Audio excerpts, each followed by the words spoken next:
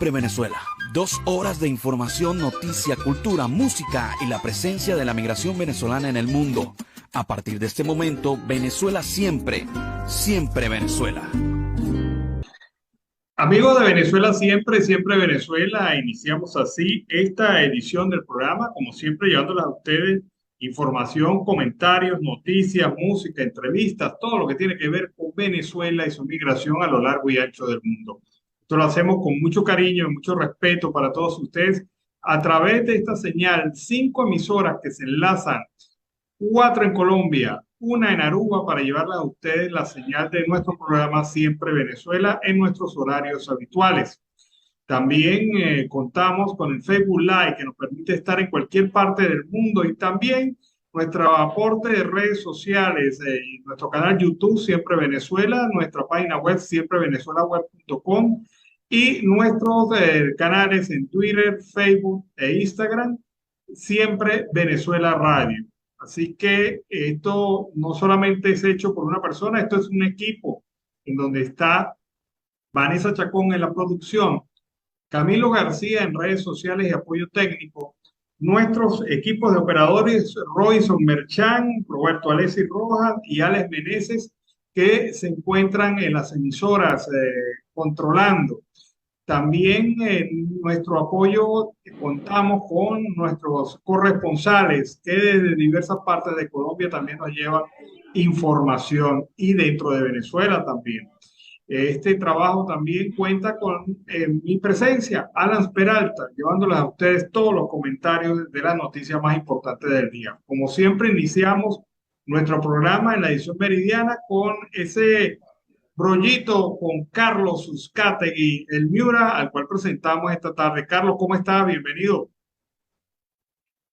Muy buenas tardes, Alan, y a toda la audiencia que está en el programa Siempre Venezuela Radio, y por supuesto, como siempre, esperando la expectativa de lo que está pasando y de lo que comentaremos a esta hora. Carlos, no cesan las lluvias. Yo no recuerdo, mira, estoy haciendo memoria, pero yo no recuerdo en mi vida haber visto tanta agua, tantas lluvias y tantos daños en Venezuela por lo menos en los últimos 20 o 30 años. No recuerdo de verdad una temporada de lluvias tan larga y tan fuerte y con tanta afectación y anegación. Yo no sé si usted recuerda algo mm, más poderoso que lo que hemos vivido durante estos últimos días. Alan, la única vez que yo vi un aguacero de esa manera fue hace más de 30 años y fue en el estado Zulia, sobre todo en la región de Perijá. Pero los aguaceros que han caído en las últimas 2 semanas en Venezuela han sido terribles, sobre todo hace 4 años. Debes acordarte cuando muy cerca del Castaño estaba el sector El Limón, que hizo un arrastre. Eso fue muy terrible, y por supuesto la tragedia de Vargas. Pero hasta el momento, para mí, como lo dices tú, estos han sido los fuertes y torrenciales aguaceros más largos que ha habido en Venezuela. Vamos a ver un resumen de lo que ocurrió ayer y de lo que está ocurriendo hoy en varias partes de Venezuela. Veamos.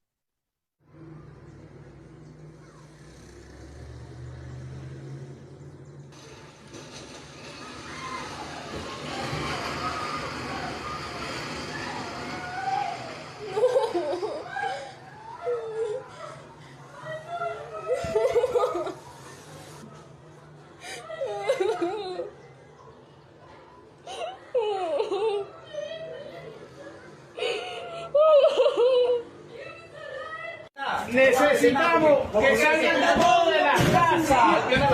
Cierren las casas. Primero la vida de usted y después lo material.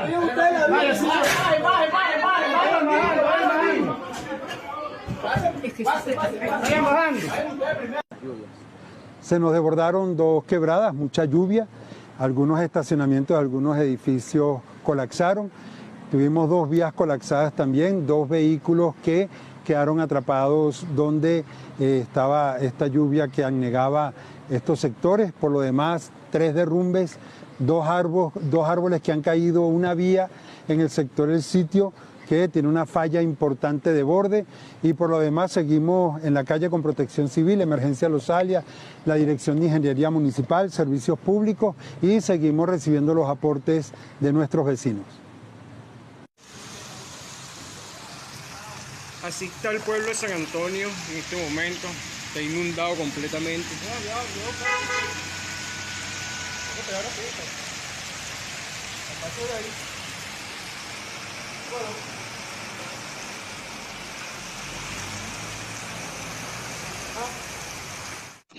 Bueno, Carlos, algunas imágenes de lo que pasó ayer en Caracas, en Miranda, también en la zona del 23 de enero, en la ladera 2, en donde se vinieron varias casas. En ese derrumbe inmenso se vinieron varias casas y hay 162 personas afectadas. Pero fíjate cómo estaban sacando a la gente corriendo del sector porque amenazaba, según los bomberos, de nuevos derrumbes y nuevos deterioros. Pero si sigue lloviendo tan fuerte como ha llovido en estos días, como va a llover esta tarde, porque se anuncia que esta tarde en esta zona, en esta misma zona del eje central de Venezuela va a llover fuertemente. Si sigue lloviendo de esta manera, es previsible que haya nuevas afectaciones y derrumbes, porque está bastante debilitada la infraestructura de contención en la ciudad de Caracas y en otras ciudades de Venezuela. Alan, esto es una guerra o una muerte anunciada desde hace muchos años. Ya la gente se ha acostumbrado sobre todo a construir en zonas de alto riesgo, como son los abismos, los cerros en Caracas, que ya no pueden más.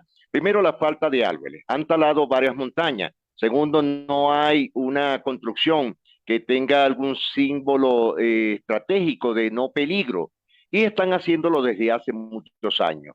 El tema del 23 de enero es la primera vez que pasa en la capital, pero estaban en la zona y tú sabes dónde es ese sector. Que aparte de eso es muy peligroso, Alan. Tienen varios arroyos y afluentes naturales que tienen años que están sosegados. Lo mismo, lo que pudiese ocurrir ya que desde la encrucijada en el estado Mérida sigue lloviendo a esta hora y esos raudales van directamente a la cuenca del lago de Maracaibo. Es decir, tal como lo estás indicando, esto no hay que ser un mago ni un hechicero, pero las lluvias van a seguir arreciando hasta el mes de noviembre. Bueno, fíjate algo, Carlos. Esa casa que vimos al principio que se derrumbó, era una construcción de 4 niveles. Era una Correcto. construcción de 4 niveles, o sea, en una ladera, un reto de ingeniería. ¿Quién sabe cuántos años tenía construida esa vivienda? Se ve que tiene, por lo mínimo, tenía unos 10 o 15 años de construcción. Y lo bravo del caso, Alan, es sencillamente que lo hacen sin permisología. Esas son invasiones muy antiguas que tienen en la ciudad de Caracas. Y esto es grave. Razón tenía el general Marcos Pérez Jiménez en los años 50, cuando él decía, y lo hizo, no permitir construcciones en ningún lado de los cerros. Hoy día, lamentándolo mucho, la capital, nuestra capital, Caracas, está totalmente colapsada por rancherías, inmuebles, algunos conjuntos, en una forma de comunas o chabolas. Y esto el gobierno lo sabe, pero le dieron rienda suelta a las construcciones ilegales. Bueno, sí, fíjate que esa zona que está actualmente urbanizada y donde se presentó el problema, era una zona que originalmente, dentro del proyecto original del 23 de enero, era un bosque. Y esto iba a ser una zona de bosque que comunicaba y daba un paisajismo a las construcciones del 23 de enero. ¿Qué diferencia entre lo que proyectó el arquitecto líder de ese proyecto y lo que pasó en la realidad? Igualito el helicoide, como, no, si bien recuerdas, era el primer centro comercial de América Latina y se iba a transformar también en una infraestructura ícono que estaba arborizada por todos los lados, donde actualmente hay casas y hay ranchería también. Bueno, el mismo caso en la Gran Caracas, que tú lo conoces muy bien, es la zona de Paracoto y ya para los túneles. Los túneles tenían una influencia sobre todo de hacer una modernidad, de hacer un parque natural que era plegable. Nunca se cumplió ni en los años de Marcos Pérez Jiménez, tampoco en los de Rómulo Betancourt, muchísimo menos en la presidencia de Raúl Leoni. Y fíjate que para Coto todos los años siempre hay unos derrumbes. Este año, gracias a Dios, no ha pasado nada. Pero lo del helicoide, bueno, eso es un chiste, ya eso es algo que es un icono, pero de la tortura en el país. Qué lástima de ver hoy nuestra capital encismada en este grave problema, Alan. Bueno, vamos a cambiar de tercio. ¿Recuerdas tú el caso del Amparo? Totalmente. Bueno, ese caso lo ha revivido una sentencia del Tribunal Supremo de Justicia, en donde, fíjate que a pesar de haber pasado más de 30 años de la masacre del Amparo, no hay justicia porque las personas que fueron encargadas y autores materiales directos y los que idearon este operativo que dio con la muerte de 16 personas en estos hechos, en el Amparo, en el estado Apure, no han sido sancionadas. Hubo una sanción internacional por parte de la Comisión Interamericana de Derechos Humanos y esa sanción incluyó también el resarcimiento económico para los familiares de no solamente para los familiares de las víctimas, sino también los sobrevivientes. Wilmer Pinilla y José Arias estuvieron hoy ante la Corte de Apelaciones del Estado Apure, conjuntamente con la gente de Provea, para exigir acceso al expediente y que se inicie este cierre de este doloroso capítulo con la sanción a las personas que participaron activamente en esto. Fíjate que yo estuve hablando con Walter Márquez, que fue, digamos, la persona que ha llevado este caso y lo llevó a instancias internacionales y se hizo, y lo hizo muy conocido en instancias internacionales, fue Walter Márquez. Y yo estuve conversando con Walter Márquez y Walter Márquez me decía que lo increíble de todo esto era que muchos de los autores materiales de los hechos ya habían fallecido y sobrevivían algunos de los autores materiales, pero hay otros que eran los autores intelectuales y que se encontraban también en estas circunstancias. ¿Qué te parece? Más de 30 años y no ha habido justicia en Venezuela por este caso. Oye, Alan, que la gran mayoría de los ex Digipor, que después fueron de la DICIC, comandados en ese tiempo por el comisario metropolitano o general López Cisco, debes acordarte de él, fueron varios, y hoy día la gran mayoría pudiésemos hablar de un tema, más del 85% de esos llamados ejecutores están ya muertos. Habrá 2 o 3 que estaban incursos en la parte o temática premilitar que había en ese momento, pero habría que ver hasta qué punto después de tantos años pasaría de lograr hacer un avance sobre este juicio. Lo insólito del caso, Alan, es que te escuché, me llamó mucho la atención. El alto tribunal oye, eso es en ese estado, Alan, eso es preocupante. En la alcaldía yo, que era en el estado Apure, que la comandaba o la regentaba como burgomaestre el papá del general Miguel Torres, que está actualmente detenido. Es decir, habían 2 casos muy fuertes en ese tema y sería bueno tener de nuevo a Walter en una entrevista en el programa Siempre Venezuela para contar la situación real de cómo harían ese proceso después de más de 35 años de ese sonado caso en el Amparo. Bueno, vamos a ver los comentarios que hizo la gente de Provea con los sobrevivientes de la masacre del Amparo para escuchar cuál es su visión, porque hoy a mediodía se realizó este acto, pocos minutos antes de arrancar el programa. Veamos. 25 de octubre, 11:55 de la mañana, San Fernando de Apure. Nos encontramos en el Palacio de Justicia de San Fernando de Apure, donde funciona la Corte de Apelación, que tiene la responsabilidad, según decisión de la Sala Penal del Tribunal Supremo de Justicia, de dictar sentencia en el caso de la masacre del Amparo. 34 años después, no se ha castigado a los culpables. Wilmer Pinilla y José Augusto Arias tuvieron hoy la oportunidad de revisar parte del expediente, porque no está todavía la totalidad del expediente y la Corte de Apelaciones no ha podido trabajar el caso. le solicitamos a la Sala Penal del Tribunal Supremo de Justicia que remita a la Corte de Apelaciones de Apure lo más pronto posible el expediente para que haya sentencia y haya justicia. Oye, me impresiona el paso de los años en estas personas, ¿no? Eran jóvenes cuando esto ocurrió. Ahora lucen ya como señores de cierta edad, pero Correcto. el caso no ha finalizado. Increíblemente, el Estado venezolano pagó compensación por este caso, pero los culpables nunca fueron detenidos ni Nunca responsabilizados, fueron detenidos. ¿sí? Y Esos ocurre que, fueron las bueno, altas de fe.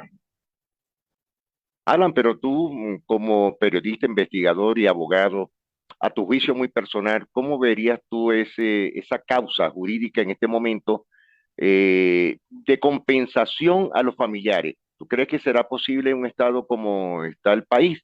¿Habrá esa posibilidad de que puedan compensar eso?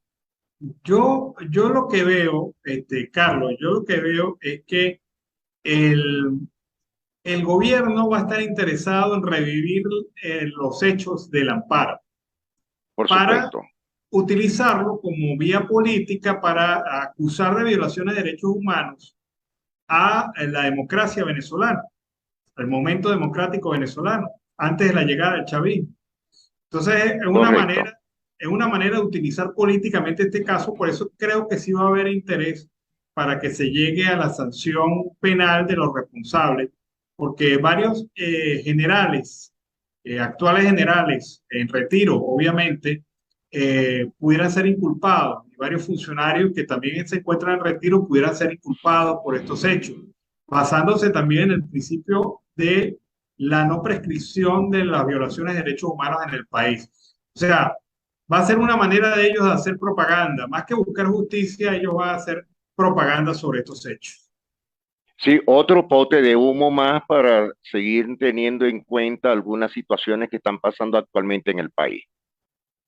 Bueno, sigue rodando la información de que el gobierno de Joe Biden va a emitir 4 licencias aprobatorias para la empresa norteamericana petrolera Chevron, con el objetivo de que desarrolle actividades petroleras en Venezuela.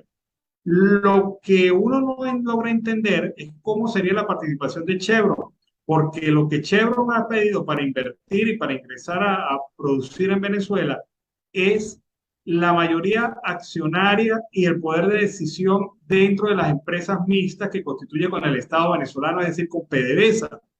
Y esto lo prohíbe la Constitución de la República Bolivariana de Venezuela. O sea, tendrían que modificar la norma constitucional o crear una interpretación de la norma constitucional para que Chevron pudiera cumplir con su objetivo de ser el decisor principal en la operación petrolera, porque nadie va a querer meter su plata en Venezuela sin tener el control de esa plata. Y eso es lo que Chevron está exigiéndole al régimen de facto.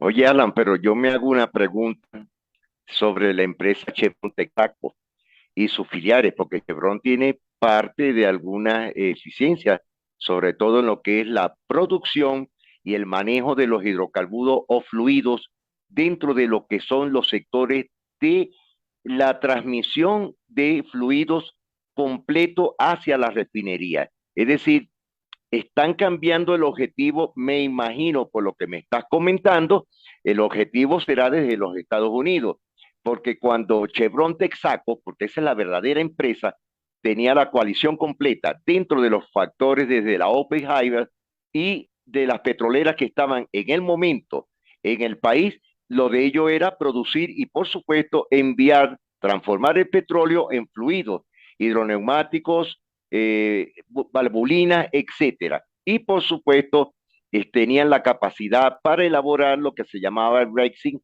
petróleo Breaks, que se elaboraba desde Venezuela. Es decir, aquí hay un gato encerrado que huele a puro miau miau.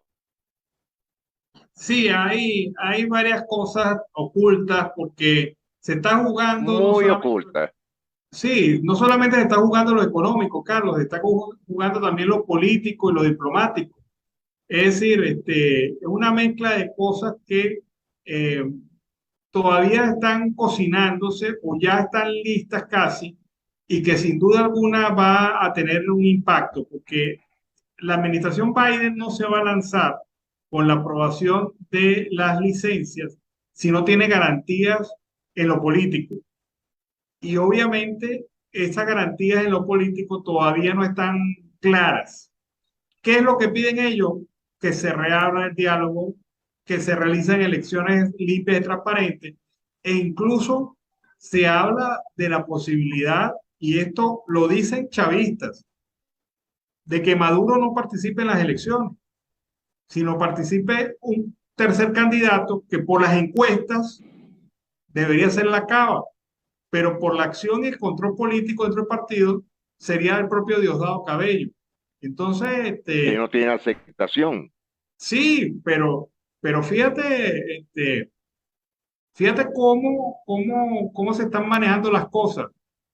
Maduro quiere garantías, según medios chavistas, quiere garantías de que su salida del poder le va a permitir disfrutar de la riqueza acumulada. Y obviamente esa garantía, el único que se la puede dar es Estados Unidos. Ahora, Más ¿será nadie. ¿será que eso es lo que se está jugando en este momento? No vaya usted a saber. Pero lo dejo picado, Carlos, para que hablemos de eso en la tarde. La próxima edición de Me, Venezuela, siempre, siempre Venezuela. sí, me dejaste picado porque no me dejaste ni siquiera mover los labios. Pero sí te doy la razón. Y lo que tú estás pensando también lo estoy pensando yo. El número 2, que sería Diosdado Cabello, no tiene aceptación. Aparte de eso, no está muy bien estructurado, por cierto, por los cubanos. Ahí te la suelto, te doy esa bombita y a 5 de la tarde estamos de nuevo en el bloque informativo.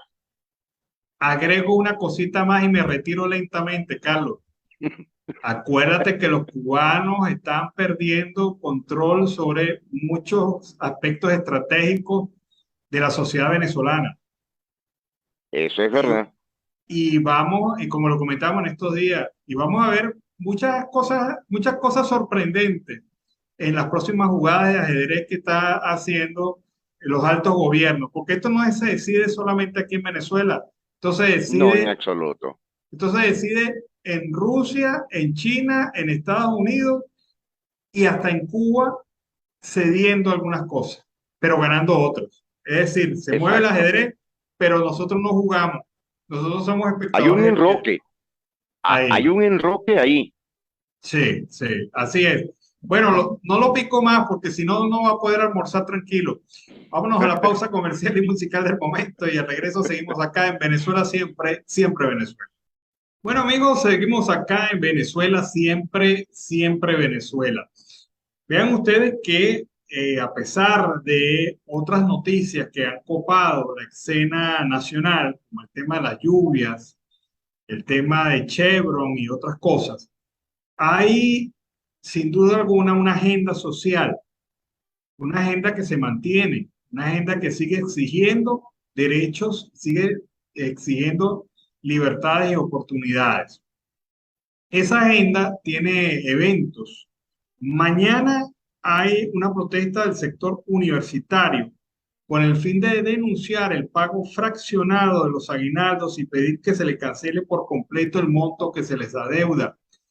Esta es una de las protestas, pero también hay marcha de jubilados y pensionados que han mantenido una agenda regular exigiendo en diversas ciudades del país el respeto a sus salarios, a sus ingresos, el respeto a sus pensiones y jubilaciones, que según ellos y según lo que dictan los últimos estudios económicos, no alcanzan ni siquiera para una alimentación más allá de 3 o 4 días, tal como lo determinan las organizaciones internacionales. Así que mañana protestas de los jubilados, mañana protestas de los trabajadores universitarios. El Partido Comunista ha manifestado a través de Carlos Ojeda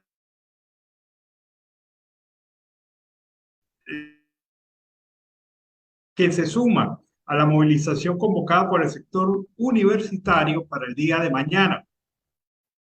Ojeda Falcón indicó que el PCB estará en compañía de otros sectores de la administración pública y organizaciones sindicales en la movilización que se tiene previsto hacer desde Parque Carabobo hasta la Oficina de Planificación del Sector Universitario en La Hollada. En ese sentido, instó a todos los sectores a participar en la actividad y denunció que lo que devengan los trabajadores de la administración pública no alcanzan ni para hacer el guiso de las hallacas, ya que viene la temporada. Se trata de una política que violenta disposiciones de carácter constitucional a través de las normas de carácter sublegal como el instructivo de la ONAPRE y el memorando circular 2792, que han barrido con las convenciones colectivas y abren camino a una agenda de reprivatización de las empresas públicas, explicó el representante del Partido Comunista de Venezuela. Así que, bueno, sigue la acción de protesta, siguen las exigencias, siguen jubilados y pensionados exigiendo sus derechos, siguen los trabajadores activos exigiendo sus derechos, sigue el sector universitario en protesta. De esto no se puede olvidar el país. Porque ¿qué pasa en Venezuela?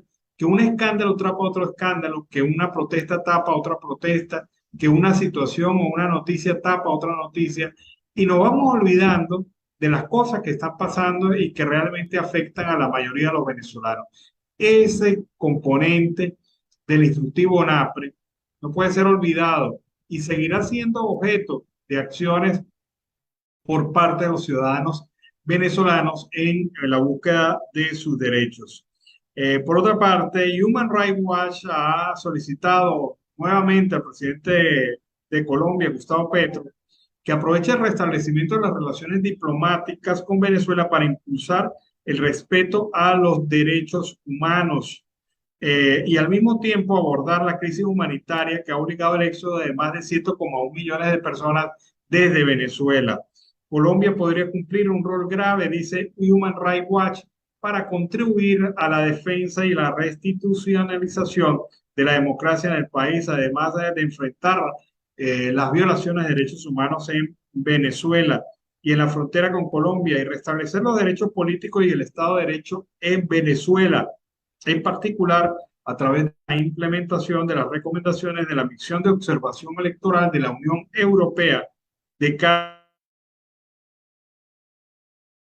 ha señalado Human Rights Watch en una carta dirigida a Gustavo Petro. También, en otro orden de ideas, hay que recordar el caso de Humberto de la Sota, uno de los 100 militares venezolanos presos políticos en nuestro país. Su hermana ha hecho una gran campaña internacional para que este caso no se olvide. Mi nombre es Molly de la Sota y voy a darles mi testimonio como familiar de una de las víctimas de crímenes de lesa humanidad en Venezuela.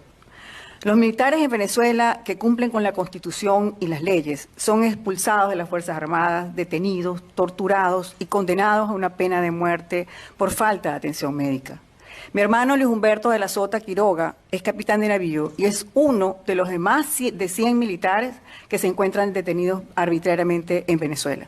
Tiene 4 años y 5 meses prisionero sin juicio bajo la custodia del organismo de inteligencia, la Dirección de Contrainteligencia Militar llamada DIGESIN, quien es un organismo que ha sido señalado por las Naciones Unidas como responsable de crímenes de lesa humanidad. La tortura y la detención arbitraria son 2 de los 4 delitos de lesa humanidad por los cuales Venezuela está siendo investigada por la Corte Penal Internacional.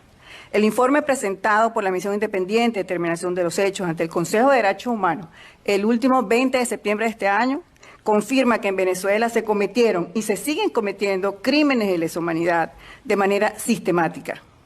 La Misión Independiente documentó 122 casos de víctimas que fueron sometidas a torturas, tratos crueles e inhumanos perpetrados por agentes de la DIGESIN. Este año, por cierto, en ese organismo, 2 ciudadanos norteamericanos intentaron suicidarse. Uno salió liberado, el otro todavía permanece en esos sótanos. Y ha sido incansable el trabajo de Molly de Sota en esta búsqueda de justicia y la libertad de su hermano. Debemos recordar que el capitán La Sota es también de origen peruano, tiene la doble nacionalidad, es peruano y es también venezolano. y se ha pedido a las autoridades peruanas hacer incidencia para la defensa de los derechos humanos de este militar preso político en Venezuela. Y el movimiento al socialismo más, a través de su secretario general, Felipe Mujica, ha expresado su condena frente a lo que él califica un trato denigrante que reciben los migrantes venezolanos en el extranjero, ya que a su juicio países de América Latina, Estados Unidos y la administración de Nicolás Maduro están desconociendo los derechos fundamentales de nuestros compatriotas. Afirma Mujica que si bien los países que reciben migrantes tienen derecho a aplicar las medidas que mejor se adapten a sus circunstancias sobre este tema, no es claro la acción que se tiene con la migración venezolana.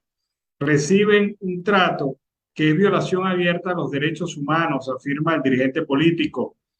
El MAS anuncia que la medida migratoria de Estados Unidos de deportar venezolanos que buscan ingresar de manera ilegal al país, aunada con el otro mecanismo que abre la posibilidad de recibir 24.000 ciudadanos provenientes de Venezuela, siempre y cuando tengan un patrocinante que les cubra los costos, no es suficiente para atender el tema de la migración. Dijo que la administración de Joe Biden y Nicolás Maduro están enfrentados políticamente y coinciden, a pesar de esta diferencia, en el desconocimiento de los derechos humanos. Felipe Mujica también aprovechó para rechazar las medidas que toman varios países en contra de los migrantes venezolanos y se preguntó si en el país se hubiera tomado decisiones similares contra la inmigración que llegó de la nación, a la nación en décadas anteriores. Evidentemente que no se tomó esa acción. Se recibió ampliamente la migración de cualquier país que llegara a Venezuela y una muestra de ello es que hay incluso hasta segundas y terceras generaciones de estos migrantes en territorio nacional. Bueno, y con este tema movidito iniciamos la segunda hora del programa Venezuela Siempre, Siempre Venezuela en la tarde de hoy, como siempre llevándole a ustedes información, comentarios, noticias, música, entrevistas, todo lo que tiene que ver con Venezuela y su migración a lo largo y ancho del mundo. Bueno, un mes ya de la apertura de la frontera comercial entre Colombia y Venezuela, y hay algunos que han señalado duras críticas frente a este proceso. Han dicho que los impactos no se ven y hay otros que salen en defensa de este proceso de apertura. Entre ellos el ministro de Industria y Comercio de Colombia, Germán Umaña, quien ha manifestado que luego de un mes de abierta la frontera por el norte de Santander entre Venezuela y Colombia para el paso de carga, el balance es positivo. 67 camiones de carga con mercancía de exportación e importación han pasado por los puentes Simón Bolívar y Francisco de Paula Santander. Esto ha representado, asegura, un comercio de 2,25 millones de dólares y 1.552 toneladas de carga de exportación e importación. Colombia ha exportado por la frontera norte de Santander insumos médicos, cajas de cartón corrugado, confitería, insumos de calzado. Más allá de estas cifras y de la carga, dice el ministro Germán Umaña, hemos logrado generar empleo, comercio al por menor, consumo. Esto se traduce en bienestar para los ciudadanos de ambos lados de la frontera y en crecimiento de las regiones y para ambos países. Seguimos trabajando, afirmo, para que la frontera más viva de Latinoamérica avance en la paz total y la justicia económica. Este 27 de octubre, en Cúcuta, esperamos a todos los ciudadanos en el diálogo regional vinculante. Recuerda entonces el ministro Germán Umaña, ministro de Industria y Comercio de Colombia. Sin embargo, como les digo, hay posiciones que señalan que la frontera binacional pues se mantiene en una condición de verdad poco atractiva o poco generadora de impactos positivos. Algunos califican esta reapertura de frontera como un impacto casi imperceptible. La frontera que une a Colombia con Venezuela muestra pocos cambios en su primer mes de apertura.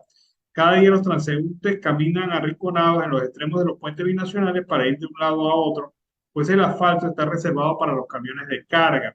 En promedio han pasado 3 al día desde el pasado 26 de septiembre, cuando el presidente de Colombia, Gustavo Petro, encabezó el acto de reapertura. El prolongado cierre se tradujo en una actividad de desmantelamiento de la actividad aduanera, al menos por el lado venezolano, que ahora busca salir del letargo y ponerse a tono con la dinámica comercial, aunque todavía tardan unos 3 días en nacionalizar las cargas que entran desde Cúcuta. A juicio de la Cámara de Integración Económica Venezolana-Colombiana, se está desarrollando un proceso gradual que debe ir generando confianza, acortando los tiempos en las aduanas y erradicando los cobros ilegales en las carreteras. En sentido contrario, prosiguió, han entrado plásticos, vasos, papel higiénico, cartón e insumos para calzado. Venezuela envió cerca de 400 toneladas, mientras que Colombia mandó 160. Aun cuando persiste el contrabando de mercancías a lo largo de los 2.219 kilómetros de frontera, el intercambio formal ha crecido algo en los últimos 30 días, según las estimaciones de Cabecol, que aspira que este año se cierre con negocios de por lo menos aproximadamente 900 millones de dólares. Pero estamos ya finalizando octubre, nos quedaría noviembre, nos quedaría diciembre, y la gente todavía está esperando que esta reactivación se venga con fuerza. Obviamente sabemos que este es un proceso lento porque Venezuela así lo quiso, Venezuela lo hizo así, y obviamente pues este no es un tema que se pueda solucionar de inmediato. Bueno, la administración Guaidó sigue diciendo que hay que garantizar elecciones libres y justas en Venezuela. Hay que luchar porque estas elecciones se realicen así, y para ello nos muestra las razones del por qué y cómo se está luchando para que esto sea realidad. Elecciones presidenciales libres y verificables. Con el poder de la mayoría democrática, comienza la reconstrucción y el futuro de Venezuela.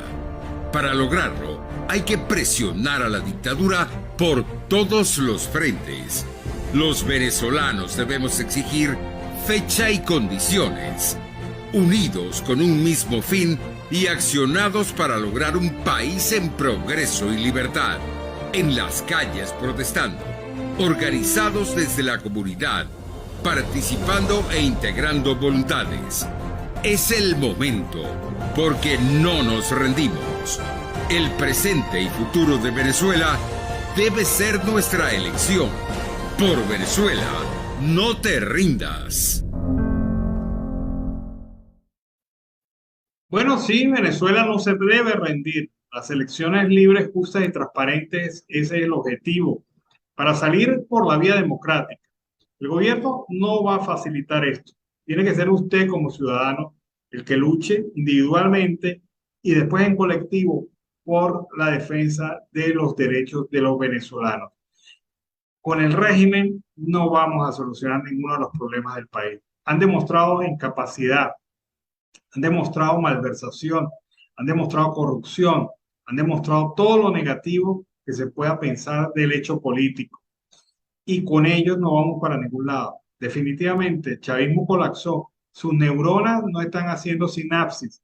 Y obviamente, pues, no hay propuestas ni soluciones para la salida a la crisis y a los grandes problemas que afrontan los venezolanos. No va a ser fácil el rescate institucional de Venezuela. No va a ser fácil la recuperación de Venezuela. Pero en algún momento tenemos que empezar. Porque la verdad es que nuestro país y nuestra sociedad se merece mucho más de lo que ha recibido por parte de este régimen. Bueno, fíjense ustedes este caso. Grupos de trabajadores del Hospital Universitario de Caracas han tenido que salir a protestar hoy frente a la dirección de este centro de salud para exigir comida para los pacientes. Resulta que no hay comida para los pacientes en uno de los principales hospitales de Venezuela, del Hospital Universitario de Caracas. Expresaron los manifestantes que las dotaciones alimenticias para los pacientes que son atendidos en el hospital no llegan desde hace 15 días. Y lo que es peor, los pacientes han tenido que salir a deambular, a buscar dentro de los pasillos, a buscar con sus familiares y amigos alimento. Y obviamente estas no son las condiciones para que se pueda hacer una atención de salud de primer orden. Así que vean ustedes lo que les comentaba hace rato. No hay solución a ninguno de los problemas del país. No hay solución efectiva a ninguno de los problemas del país. Todos, miren, pan de picada. Y aparentemente ellos parecen no entender esta realidad, pero yo creo que se hacen los bobos, se hacen los gafos frente al problema que vive Venezuela por todas las áreas, por donde usted meta la cabeza, hay problemas. Y estos temas, como este del Hospital Universitario de Caracas, resultan insólitos. Que hace 15 días no se dé alimentos en el hospital universitario y no se explica la razón nadie. Otra situación que también nos debe llamar la atención es la que viven los propietarios de 106 vehículos que fueron afectados por la crecida de la quebrada Santa Isabel en Montaña Alta. Esto fue en los Altos Mirandinos. Al menos 5 de esos vehículos fueron arrastrados 2 kilómetros por la fuerza del agua. Imagínense ustedes cómo está la situación. Ahora yo me pregunto, ¿podrán estos 106 propietarios, nada más, estoy hablando nada más de Montaña Alta, de los Altos Mirandinos, podrán estas personas, estos propietarios, recuperar sus vehículos? ¿Los tendrían asegurados? El riesgo dentro del seguro incluía deslave o inundación. Son cosas que hay que ver, pero en Venezuela reponer un vehículo es dejar la vida en el camino, porque es tan costoso el mantenimiento de un vehículo en Venezuela, y el envejecimiento de la flota de vehículos particulares en Venezuela es una clara demostración de lo que está pasando en el país. Ojalá estas personas hayan tenido un buen seguro, pero como sabemos cómo está la situación, es muy probable que la gran mayoría de ellos hayan perdido su principal bien, además de su casa. Bueno, yo no te olvido, tema que nos permite iniciar el último segmento de Venezuela Siempre, Siempre Venezuela en la tarde de hoy, como siempre llevándoles a ustedes más información. Hay un detalle interesante en materia informativa, es el INAMEC, el Instituto Nacional de Meteorología e Hidrología, ha pronosticado para la tarde del día de hoy fuertes lluvias acompañadas de descargas eléctricas y eventuales ráfagas de viento. Esto se va a producir específicamente en áreas como zonas del estado Zulia, específicamente la zona sur del lago, los Andes, Táchira, Mérida, Trujillo, centro occidente, los estados Falcón, Lara, Portuguesa y Yaracuy, centro norte costero, Aragua, Carabobo, Miranda, Vargas y Distrito Capital, nororiente, Anzoátegui, también se prevé lluvias en Monagas y Sucre, y la zona insular, Nueva Esparta, dependencias federales, Cojedes, Guárico, Amazonas y Bolívar. Se prevé que el acumulado pluviométrico, que es la cantidad de agua estimada por metro cuadrado en estas zonas, esté entre 10 y 35 litros, lo cual es mucho. Los estados como Apure, Barinas, del Tamacuro registrarán nubosidad fragmentada con alguna lluvia de corta duración. O sea, según este reporte del INAMEC, en el 80% de Venezuela se prevén lluvias durante el día de hoy, en horas de la tarde. Así que hay que tomar sus previsiones, hay que evitar salir si no es necesario y hay que resguardar bien su vehículo, porque vean ustedes con lo que ha pasado con estas cosas de los vehículos que han sido arrastrados por las lluvias tan fuertes, por las aguas. También, por otra parte, se informa que se procedió al desalojo de 50 familias que se encontraban en situación de riesgo en la zona del 23 de enero en la ladera 2. Estas fueron familias que estaban en casas que aún no presentaban signos visuales de destrucción o de daño, pero que en las últimas horas se ha analizado que son casas que están bajo riesgo y especialmente con nuevas lluvias. 12 construcciones localizadas en el sector La Ladera se desplomaron durante las horas de la tarde de ayer, dejando 162 familias afectadas, 162 personas afectadas. También se ha señalado por parte de Protección Civil y Gestión de Riesgo del Distrito Capital que hay viviendas que están bajo riesgo con las nuevas lluvias, por lo tanto 50 familias han sido desalojadas de ellas como medida de precaución para evitar nuevos daños. Ustedes vieron cómo las familias sacaban los pocos bienes que tenían, tratando de salvaguardarlos si se presentaba algún tipo de amenaza. Pero es que esta temporada de lluvias ha sido realmente fuerte y dramática. Evidentemente, pues, es una condición que afecta realmente a la población venezolana. Y bueno, y en otro orden de ideas, los altos índices de impunidad y corrupción se aprecian de plano en la justicia venezolana. Vamos a ver este video que muestra cómo el estado de Mérida es uno de los estados en donde hay mayor índice de corrupción en la justicia venezolana. Venezuela afronta altos índices de corrupción y bajos niveles de democracia. Así lo demuestra el informe Corrupción e Impunidad en la Justicia Penal Venezolana, con especial referencia a la región Andina, elaborado por el Observatorio de Derechos Humanos de la Universidad de los Andes. En él se expone que la ausencia de independencia institucional en el país es causada por la politización de las instituciones. Este constituye el origen de los delitos de corrupción e impunidad que cometen funcionarios del sistema judicial venezolano. Resaltan 4 indicadores presentes en casos penales que tienen lugar en los estados Mérida, Táchira y Trujillo. Entre ellos, la falta de independencia judicial, la falta de imparcialidad judicial, los inadecuados procesos y mecanismos de nombramiento de jueces y la impunidad y patrones en el sistema judicial corrupto. La mayor gravedad de estos delitos es que propician o constituyen en sí mismos crímenes de lesa humanidad, investigados actualmente por la Corte Penal Internacional. Pues seguimos acá en Venezuela, siempre Venezuela. Al menos $1,90 diarios debería ganar un trabajador en el país para estar fuera del umbral de pobreza extrema. No lo saca del umbral de pobreza, pero sí de pobreza extrema. En Venezuela no supera el 0,3 centavos de dólar el salario diario de un venezolano según el salario mínimo. Y esto no alcanza, obviamente, para nada.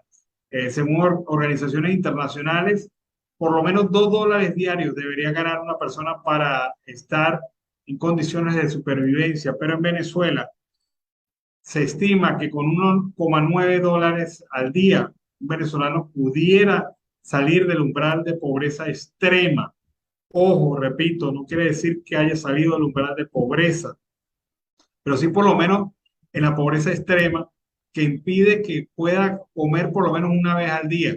Y esta es la situación que se presenta en el país, en casi el 72% de la población venezolana. Así que, bueno, son las circunstancias que se viven en el país en materia de crisis alimentaria, crisis de alimentación. Con este reporte cerramos a nuestra edición meridiana. Siempre hemos llevado a ustedes de información, comentarios, noticias, música, entrevistas, todo lo que tiene que ver con Venezuela y su migración a lo largo y ancho del mundo. Esto lo hemos hecho con mucho cariño y mucho respeto a través de esta señal. Y en trabajo conjunto de equipo, allí está Vanessa Chacón en la producción, Camilo García en redes sociales y este es un servidor, Alan Peralta, además de nuestros corresponsales, que conforma todo un equipo para llevarles a ustedes lo mejor de lo mejor. Vamos a invitarlos para que estén pendientes de nuestra próxima edición en horas de la tarde. Recuerden, a las 4 de la tarde, hora de Colombia, a través de esta misma señal. Nos despedimos. Hasta la tarde. Buen provecho a los que no hayan almorzado. Siempre Venezuela es un programa que te brinda las mejores noticias, comentarios, análisis, entrevistas y música. Información sin censura en la voz de los protagonistas. Todo un equipo de producción de primer nivel. Siempre Venezuela. Lo encontrarás en las radios de tu preferencia.